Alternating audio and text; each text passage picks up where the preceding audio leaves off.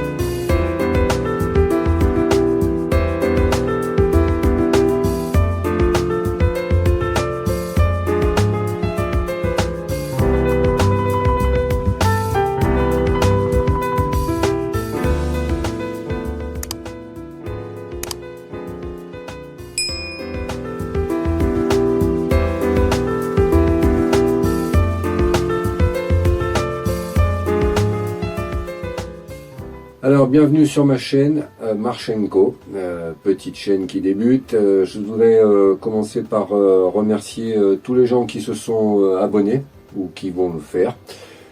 Et puis aujourd'hui c'est une vidéo pour vous présenter comment je range mon sac. Alors il n'y a rien de défini pour tout le monde, chacun fait comme il veut. Je vous propose juste ma façon à moi de ranger mon sac. C'est un sac sans armature, un Iberg Attila. C'est le Ultra 200. On va pas présenter tout le matériel aujourd'hui, c'est juste pour vous montrer comment je range mon sac. Donc si vous voulez des renseignements ou que je fasse une vidéo sur un matériel bien précis, laissez-moi-le en commentaire. Donc dans ce sac sans armature, pour me créer une espèce d'armature derrière pour que ce soit un petit peu plus confortable, j'y mets un matelas mousse recoupé en 130 de long et sur 55 de haut, ou plutôt de large, mais que je mets sur la hauteur et replié en 4, comme ça il me sert également à protéger mon matelas gonflable le soir dans la tente. Et ça me fait un très bon confort pour le dos. Ensuite j'y mets pour protéger complètement de l'humidité un linofume classique qu'on trouve un petit peu, pas partout, mais on le trouve sur le site Arclac Design en France. Et ça vaut 4 € les deux feuilles, je crois. Voilà, et ça permet de créer une étanchéité totale au sac, et c'est hyper léger. Voilà ce que ça donne, donc ça me laisse toute la place ici, là, voilà. Alors, un sac poubelle fait l'affaire aussi, c'est moins costaud. Donc pour commencer, je vais vous montrer ce que je mets dans les poches extérieures. Donc j'y mets toujours un sac pour les vêtements sales ou alors pour mettre des choses qui auraient été humides pendant la nuit pour que ça puisse sécher après là. Donc ici, toujours un sac poubelle justement pour pouvoir le soir mettre mes chaussures qui pourraient être sales ou autres. J'y mets la feuille de Tyvek qui protège le dessous de ma tente, pareil dans un ziploc pour protéger, le soir elle n'est pas forcément propre au matin s'il a plu ou que le terrain était bien humide. Donc je la mets pareil avant. Et ce que je ressors, ou qui peut ressortir en premier s'il pleut, ma veste imperméable, qui est pareil ici. Sur le côté, des côtés, il n'y a pas spécialement de préférence. J'y mets les piquets de ma tente avec les arceaux que je protège ici, là, pour éviter que c'est toujours assez saillant, quoi. Donc je le protège avec une petite mousse où j'ai mis un petit élastique. Voilà. Et j'y mets une bouteille d'eau de 50 centilitres. Voilà, on va commencer par le kilt. Donc voilà le kilt dans un sac en style nylon qui va très très bien. 13 litres. Le kilt, je ne mets que ça dans ce sac pour éviter de trop le compresser. Et parce que j'ai la place, parce que c'est un sac qui fait 50 litres. Donc ça me laisse toute cette aisance de pouvoir ne pas trop compresser mes affaires. Donc je le mets au fond, à l'horizontale.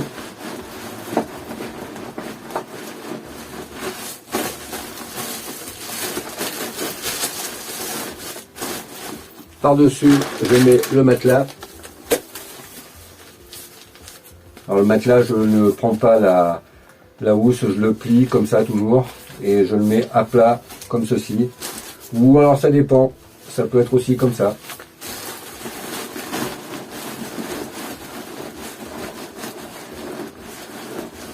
Voilà, en mettant bien à plat, comme ça. Vous pouvez bien répartir. Ensuite, je vais vous donner l'exemple que je vais utiliser prochainement dans mon GR 441. 5 jours de nourriture. Voilà, ça donne ça. Plus ici, mais ça on le mettra en haut du sac. Donc j'essaye de faire un plat pour pouvoir mettre contre mon dos.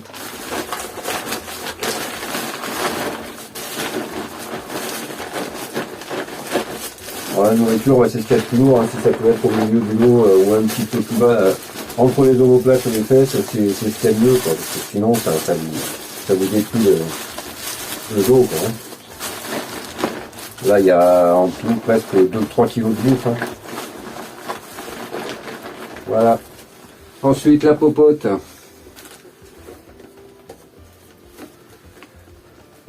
Alors tout le contenu, je vous invite à regarder si vous souhaitez voir ce que je prends dans la vidéo que j'ai faite sur mon matériel, hein, sur ce que je prends en règle générale sur un trek ou sur une rando. Vous y retrouverez tous ces éléments-là. Alors la popote, j'essaye de la mettre sur le côté et non pas derrière.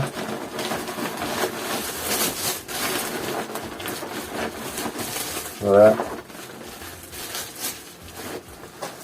Ensuite, je prends mes affaires de nuit. Alors les affaires de nuit, c'est le caleçon en bas, un t-shirt de nuit, des chaussettes, et j'y mets ma doudoune en dernier, puisqu'elle peut me servir éventuellement dans la journée.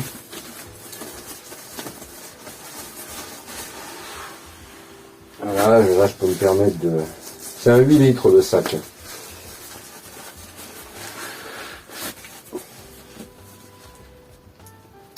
Voilà, j'essaie de faire un bon plat, pareil.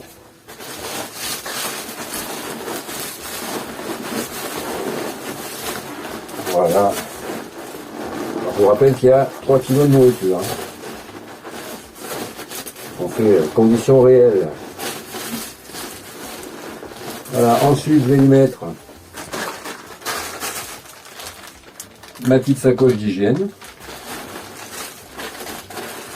Ma petite pharmacie, puis il y a tout, hein, c'est confort, c'est pas...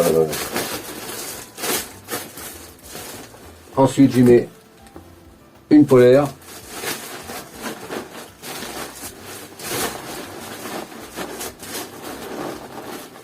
la bouffe qui va me servir à midi, ou un café à 10 h, il y a tout ce qu'il faut et accessible rapidement ici.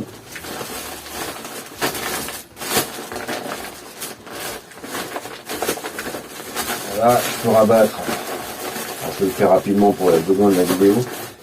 On prend soin de bien serrer quand même le sac Ninofil. Oui, il reste de la place quand même. La tente en dernier, parce que c'est ce qui sera ouvert en premier en arrivant sur le lieu de bivouac ou autre.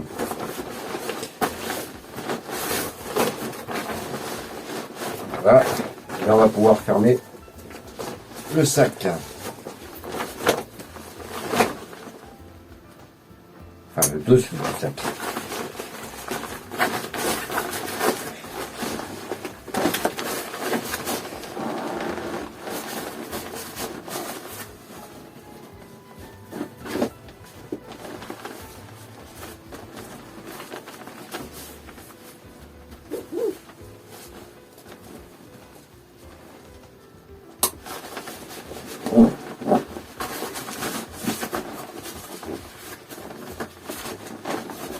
Voilà.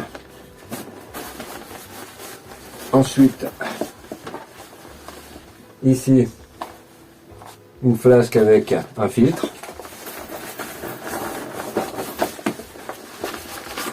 Dans cette poche-ci, j'y mets le papier toilette accessible, des M&M's en petit, en voilà, parce que c'est pas cher et que c'est relativement calorique. Ici, bœuf, gants, lunettes de soleil à ma vue, crème solaire, accessible aussi, et le tout dans un sac Ziploc comme toujours. Quelques encas.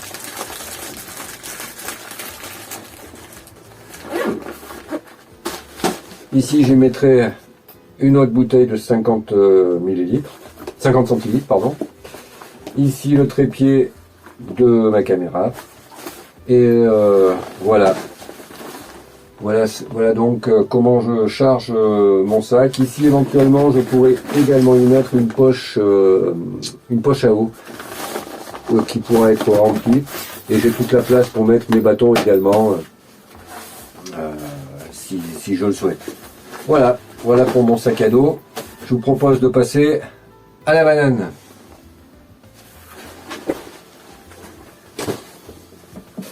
Alors, voici la banane. Donc, c'est une banane de chez Atelier Longue Distance, de chez Jason.